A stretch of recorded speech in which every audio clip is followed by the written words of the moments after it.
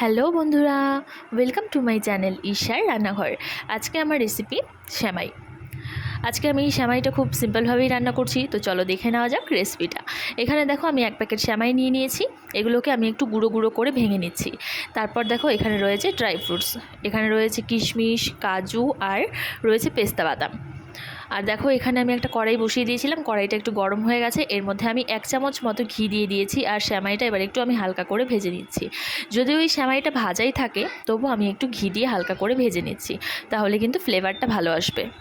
দেখো এপাশ ওপাশ বেশ ভালো করে উল্টে ভেজে নিয়েছি। আর এই সময় কিন্তু গ্যাসের আঁচটাকে আমি একদম লো করে নিয়েছিলাম, না হলে কিন্তু সেমাইটা পুড়ে যাবে।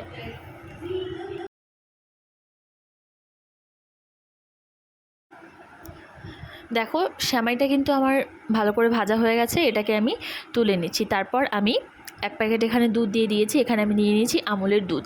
এবারে দুধটাকে আমি একটু হালকা করে জাল দিয়ে নিচ্ছি দেখো।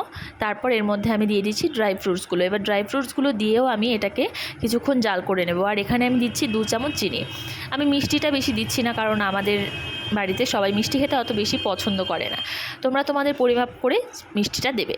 তারপর দেখো এরপর দুধটাকে আরও কিছুক্ষণ ভালো করে জাল করে নিয়ে এর মধ্যে আমি সেমাইটা দিয়ে দিচ্ছি। এরপর সেমাইটা দিয়ে 5 মিনিট মতো একটু জাল করে নিলেই কিন্তু রেডি সেমাই। আর সেমাই খেতে কার কার ভালো লাগে অবশ্যই কিন্তু আমাকে কমেন্ট করে জানিও। ভিডিওটি ভালো লাগলে লাইক, কমেন্ট, শেয়ার আর আমার চ্যানেলটাকে অবশ্যই সাবস্ক্রাইব করে দিও। টাটা।